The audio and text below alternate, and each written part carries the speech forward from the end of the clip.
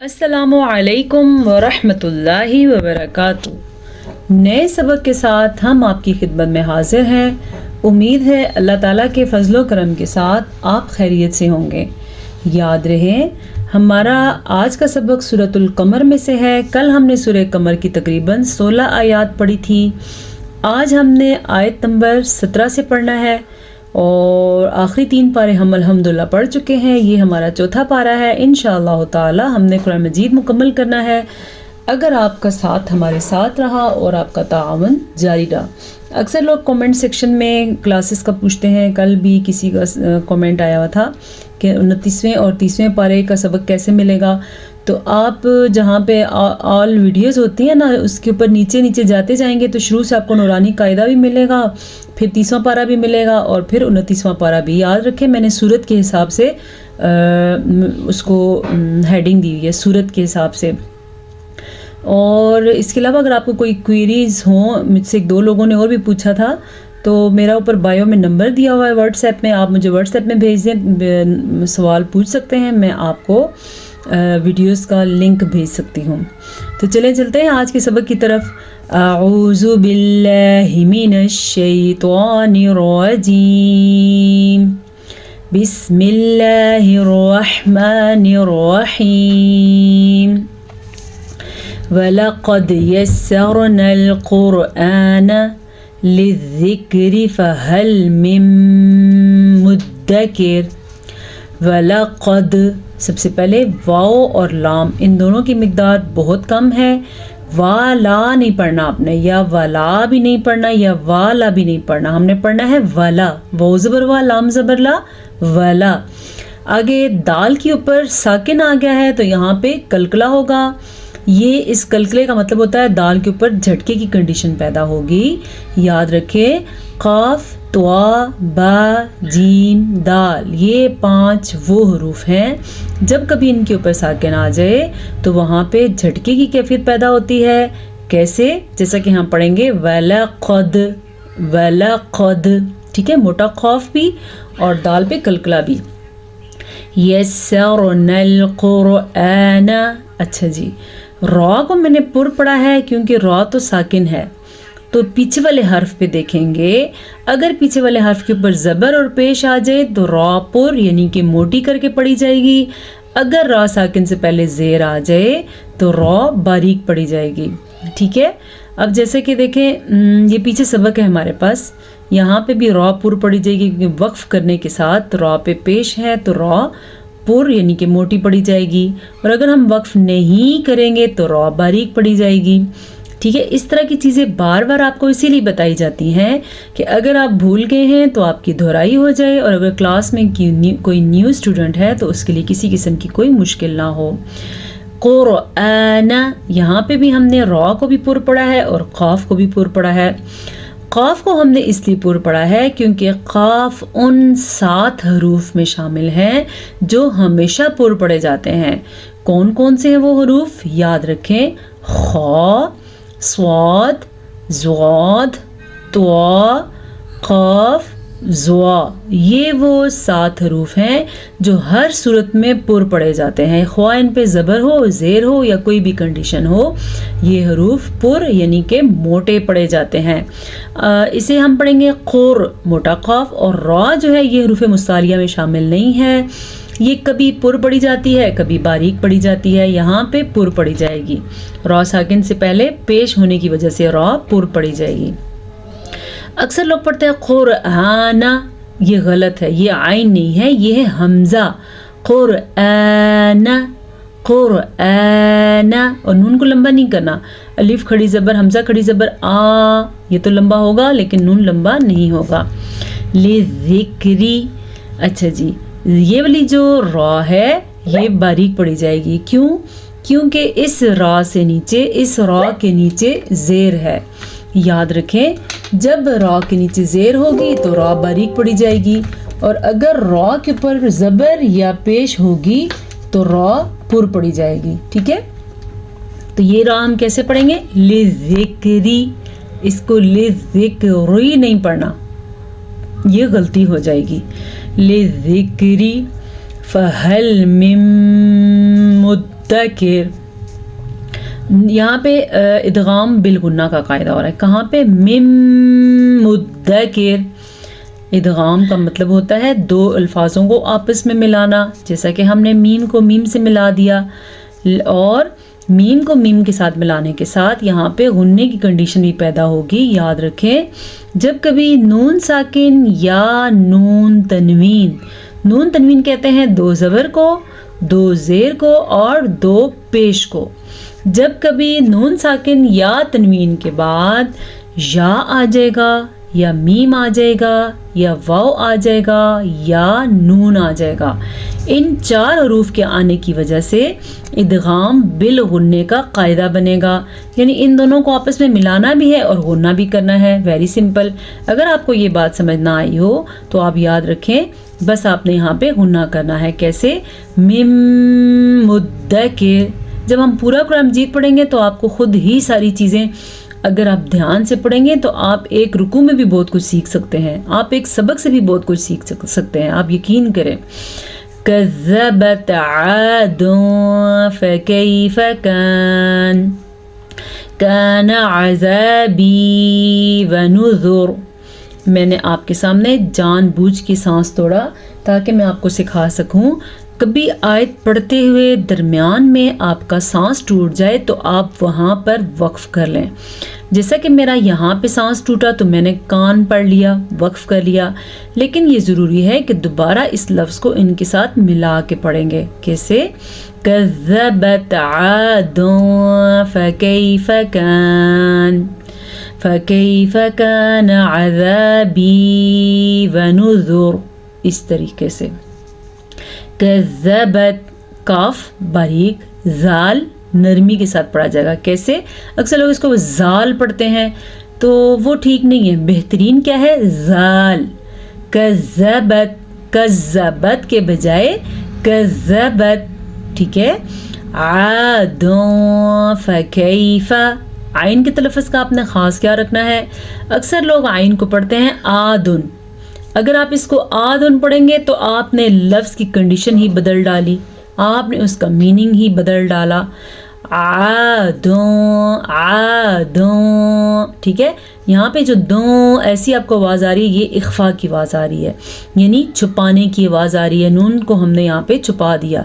अब आप कहेंगे यहाँ तो नून है ही नहीं, आप कहेंगे बाजी साहिबा को नज़र नहीं आ रहा, यहाँ पे तो दाल है।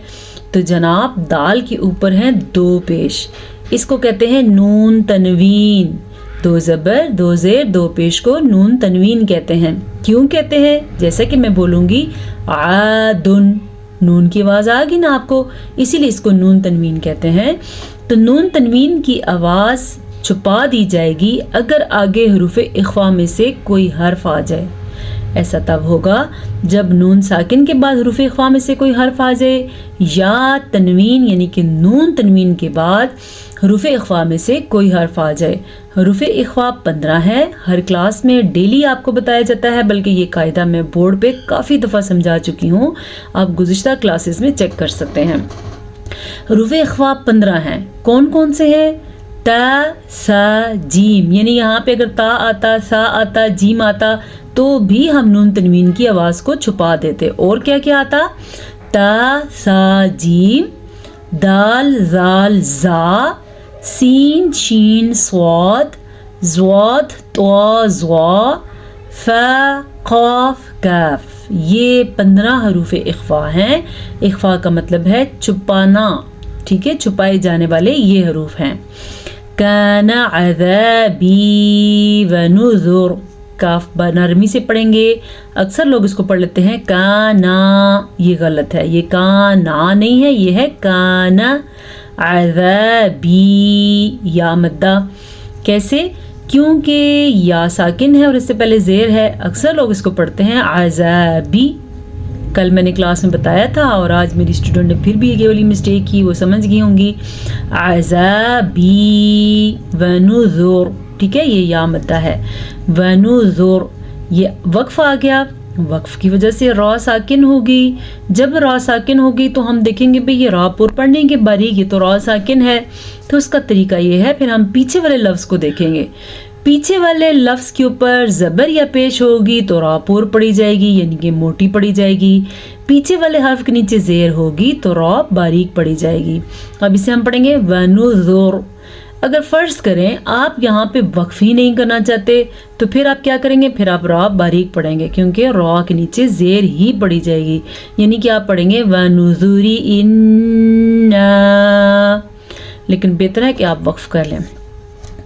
اچھا جی إِنَّا أَرْسَلْنَا عَلَيْهِمْ رِيحًا صَرْصَرًا فِي يَوْمِ نَحْسٍ مُسْتَمِرٍ. یہ میں آج اس لیے آپ کو بتا رہی ہوں بار بار وقف کر کے کیونکہ روزانہ اکثر میں قرات کے ساتھ نہیں پڑھنا چاہتی. میری کلاس میں کچھ اسٹوڈنٹ میل بھی ہیں تو اچھی بات ہے کہ میں قرات کے ساتھ نہ ہی پڑھوں. تو پھر آپ کو بتانا ضروری ہے اس لیے سادے طریقے سے بھی پڑھ کے میں نے آپ کو بتا دیا کہ اگر آپ کا سانس ٹوٹ رہا ہے تو ضرور توڑیں لیکن وقف کے ساتھ. جیسا کہ یہاں پہ میں نے توڑا ریح، وقف جس طریقے سے ہوتا ہے اس طریقے سے سانس توڑیں اور پھر پیچھے سے دوبارہ جب سانس لیں گے تو آپ ملا کے پڑھنا ہے. ٹھیک ہے.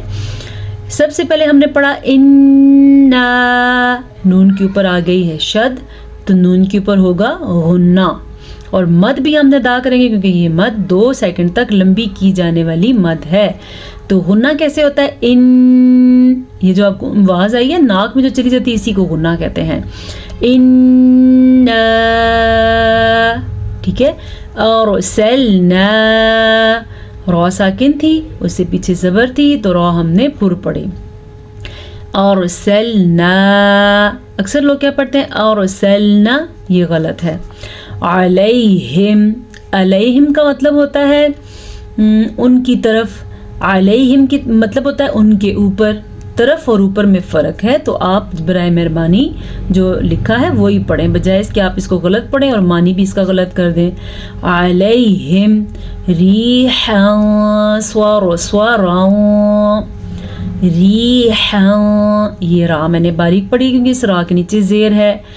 ہا کے اوپر 2 زبر ہیں، اسے تو ہم کیا کہیں گے؟ نون تنوین. اچھا جی، نون تنوین کے بعد آیا ہوا ہے سواد.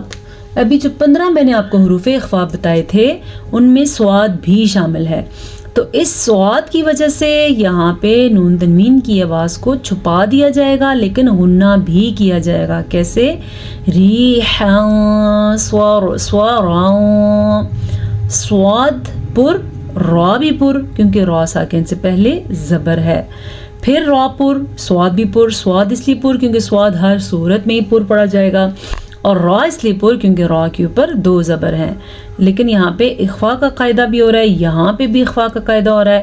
یہاں تنوین کے بعد حروف اخفاء میں سے سواد آیا ہوا ہے اور یہاں تنوین کے بعد حروف اخفاء میں سے فا آیا ہوا ہے.